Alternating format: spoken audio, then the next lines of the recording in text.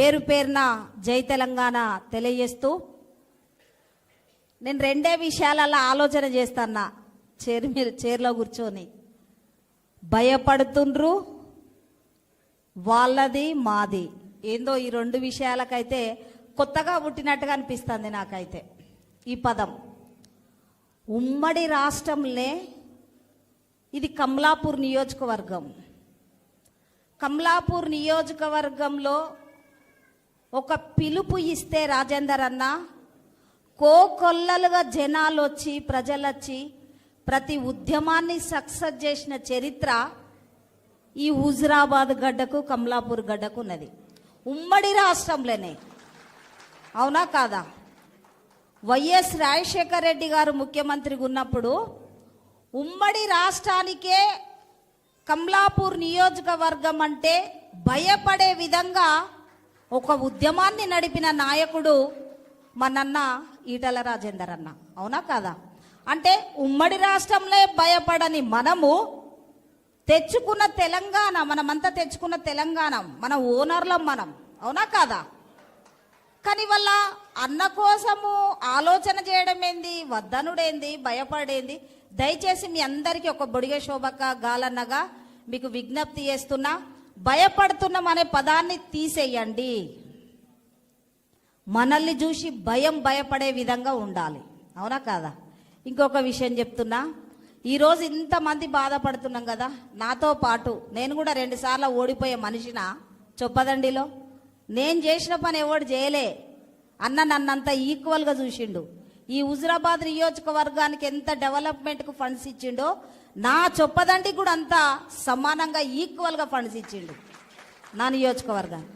కానీ దయచేసి మీ అందరికి కూడా నేను హుజురాబాదు నియోజకవర్గ నాయకులకి ప్రజలకి విజ్ఞప్తి చేస్తున్నా, రాజేందర్ అన్నను పోగొట్టుకోకుండానే ఆలోచన చేయాలి. ఇలా మల్కాజిగిరి పోయిన తర్వాత మనం బాధపడితే ఇలాంటి కష్టాలే ఉంటాయి.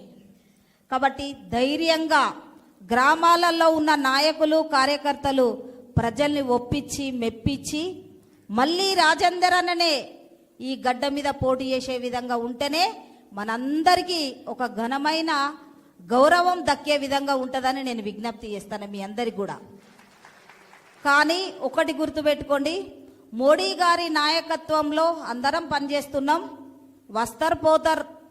తెలంగాణ రాకముందేమో గివిల్లా తెలంగాణ తెచ్చే మోకాలని వంకర పెట్టినోళ్ళు మమ్మల్ని చూసి హుజురాబాద్ రోడ్డు మీద కూర్చుంటే, రైల్వే ట్రాక్ మీద కూర్చుంటే, పోలీస్ స్టేషన్లో కూర్చుంటే మమ్మల్ని అందరినీ చూసి జై తెలంగాణ నుండి మమ్మల్ని చూసి ఎక్కిరిచ్చిన వాళ్ళకి ఇవాళ పదవులు వచ్చినాయి. అది మాలాంటి నాయకుల వల్ల, ప్రజల దయ వల్ల అనేది గుర్తుపెట్టుకోవాలి వాళ్ళందరూ. కాలం అనేది అందరికీ ఒకేలాగుండదు. చలికాలం వస్తుంది, ఎండాకాలం వస్తుంది, వర్షాకాలం వస్తుంది. కాబట్టి మనకొచ్చే రోజులు వస్తాయి. ఈ గ్యాప్లో హుజురాబాద్ ప్రజలందరూ కూడా ఇప్పుడు తెలుసుకుంటారు మేమేం పొరపాటు చేసినాం, మంచి నాయకుడిని ఓడగొట్టుకున్నాం అనేది ఇప్పుడు అర్థమవుతుంది. కాబట్టి దయచేసి ఇప్పుడు వచ్చే మళ్ళీ ఎంపీటీసీ జెడ్పీటీసీ ఎన్నికల వరకైనా మనమందరం కమిట్మెంట్గా ఉండి, మనమైతే ఇప్పటివరకు బాగానే ఉన్నాం అనుకుంటున్నా. ఎందుకంటే నేను అన్నతోని హుజురాబాద్ నియోజకవర్గం స్థానిక ఎన్నికలలో తిరిగిన ప్రజల్లో బ్రహ్మాండంగా ఉంది. సరే, ఇలాంటి చీడ పురుగులు అనేటోళ్ళు వస్తారు పోతారు కామన్. కానీ మనము ఒకే పార్టీలో ఉన్నాం, ఒకరి నాయకత్వంలో, దేశ ప్రధానమంత్రి గారి నాయకత్వంలో పనిచేస్తున్న వాళ్ళం. దయచేసి మనమందరం కూడా రాజేందర్ అన్న లాంటి వాళ్ళని కాపాడుకుంటేనే రాబోయే రోజుల్లో రాజకీయ ఉనికి ఉంటుందని కూడా మీరందరూ గుర్తుపెట్టుకోవాలని కూడా నేను విజ్ఞప్తి చేస్తూ, ఒక్క ఓటుతోని ఓడిపోయిన వాళ్ళకి ఎంత నరకం ఉంటుందంటే అంత నరకం ఉంటుంది. నా దగ్గర కూడా అన్న 5 ఓట్లు 3 ఓట్లు 4 ఓట్లు ఓడిపోయిన వాళ్ళు ఉన్నారు. ఏం లేదు, సేమ్ ఇది పేపర్కి వస్తుంది, అక్కడ పేపర్కి వస్తలేదు, గంతే. నేను చెప్పుకుంటలేను, ఎందుకంటే నాకంటూ ఒక ముద్ర ఉంది. టీఆర్ఎస్లో ఉన్నప్పుడు కూడా శోభక్క గాలన్న అంటే ఈటల రాజేందర్ అన్న చెప్పినట్టు ఉంటుంది. ఇంట్లో కూడా గట్లే ఉంది, శోభక్క గాలన్న అంటే రాజేందర్ అన్న చెప్పినట్టుగా ఉంటుంది అనేది. ఏదైనా ధర్మం కోసం న్యాయం కోసమే ఉంటాం.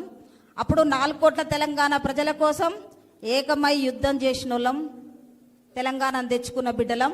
ఈరోజు కూడా ప్రజల కోసం, నమ్ముకున్న నాయకుల కోసం, కార్యకర్తల కోసం తప్పకుండా పని చేస్తాం, కమిట్మెంట్గా ఉంటామని కూడా మీ అందరు కూడా విజ్ఞప్తి చేస్తూ, దయచేసి గౌరవ సర్పంచులు, వార్డు సభ్యులు, ఉప సర్పంచులు, మీకు ఎక్కడికి వెళ్ళి ఫండ్స్ వస్తాయో రావో, ఎమ్మెల్యే ఇస్తాడో ఇయ్యడో, ఎంపీ ఇస్తాడో ఇయ్యడో అనేది బాధపడకండి.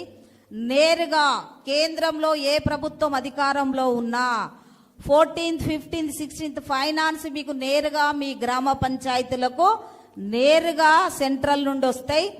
మీ గ్రామాలలో గ్రామ సభ పెట్టుకొని వార్డు సభ్యులందరూ కూర్చొని గ్రామాన్ని డెవలప్మెంట్ చేసుకునే హక్కు, అధికారం మీకు ఉంది. కాబట్టి దయచేసి ఎవరో వద్దన్నారని, ఎవరో కాదన్నారనే భయం మాత్రం, ఆలోచన మాత్రం చేయకండి. ఎందుకంటే దాదాపుగా 8 సంవత్సరాల నుండి ఈ ఎన్నికలు ఆగినాయి. ఫండ్స్ కూడా అదే రకంగా మీకు నేరుగా వస్తుంది. అదేవిధంగా నేను మీ అందరి పక్షాన రాజేందర్ అన్న గారికి కూడా నేను ఒక మాట విజ్ఞప్తి చేస్తున్నా. తప్పకుండా పాత ఒక రూపాన్ని హుజురాబాద్కు మీరు చూపించాలి. ఎందుకంటే కార్యకర్తలు, నాయకులు అనేటోళ్లకు మీరు ధైర్యం, ఆదర్శం కూడా. కాబట్టి ఏం చేస్తామో ఇప్పుడేమైనా ఉద్యోగాలు చేసే ఏజా మనది? చదువుకున్న పొరగాలకే ఉద్యోగాలు లేవు. ఉన్న ఉద్యోగం అంతా రాజకీయం తప్ప ఇంకోటి ఉన్నది ఉన్నదా? లేదు కదా. కాబట్టి అన్నగారిని నమ్ముకున్న నాయకులకి, కార్యకర్తలకి, నాలాంటి దానికి మీరు ధైర్యంగా ఒక మంచి ఆలోచన చేసి మూమెంట్ ఇవ్వాలి. ఎందుకంటే ఇప్పుడు స్థానిక ఎన్నికలు అయిపోయినాయి అంటే మళ్ళీ ఒక 2 సంవత్సరాలు అయితే ఎమ్మెల్యే ఎలక్షన్స్ ఉంటాయి, ఇబ్బందులు ఉంటాయి. కాబట్టి నాయకులందరూ కోరుకున్నట్టుగా హుజురాబాద్లో పాత రూపం రావాలి, ఆ రోజులు రావాలని కూడా బొడిగే శోభక్క గాలనగా విజ్ఞప్తి చేస్తున్నాం. గెలిచిన ప్రజాప్రతినిధులందరికీ కూడా రాజేంద్ర అన్న గారి అండదండలు ఉంటాయి. తప్పకుండా అన్నగారి సహకారం ఉంటుంది. మీరెవ్వరికి భయం అనే పదాన్ని తీసేయండి. ఉన్నోళ్ళమంతా కూడా మోడీ గారి నాయకత్వంలో పనిచేస్తున్న వాళ్ళం. దయచేసి మీరందరూ కూడా అన్నను నమ్ముకొని ఇంకా గ్రామాలలో ఈ ఎంపీటీసీ, జడ్పీటీసీ ఎన్నికలలో ప్రతి గ్రామాన్ని తీసుకుపోయి అన్న నిలబెట్టిన కార్యకర్త గెలిసే విధంగా జిల్లా పరిషత్, మండల పరిషత్ను కైవసం చేసుకునే విధంగా కార్యకర్తలు, నాయకులు పనిచేయాలని, మన ఉనికిని ఎప్పుడు కూడా పోగొట్టుకోవద్దని, రాజకీయ ఉనికే మనకు బలమని మీ అందరు కూడా మరొకసారి విజ్ఞప్తి చేస్తూ, ఇక మనం ఎవ్వరి పేర్లు పెట్టకుండా, ఏ వ్యక్తి పేరు పెట్టకుండా దయచేసి మన పని మనం చేసుకుంటూ రాజేందర్ అన్నను కాపాడుకోవాలని మరొక్కసారి మీ అందరికి కూడా పేరు పేరున ఉద్యమ నమస్కారం తెలియజేస్తూ, జై తెలంగాణ, జోహార్లు తెలంగాణ మన వీరులకు, రాజేంద్ర అన్న గారి నాయకత్వం, రాజేంద్ర అన్న గారి నాయకత్వం. థ్యాంక్ యూ అన్న, థ్యాంక్ యూ. చిన్న విన్నపం, సర్పంచులందరి తరఫున స్థానిక సర్పంచ్ పబ్బు సతీష్ గారు ఒక 2 నిమిషాలు మాట్లాడతారు సార్. మీరు మాట్లాడే ముందు పబ్బు సతీష్ గారు కమలాపూర్ సర్పంచ్ నూతనంగా ఎన్నికయ్యారు, వాళ్ళు ఒక 2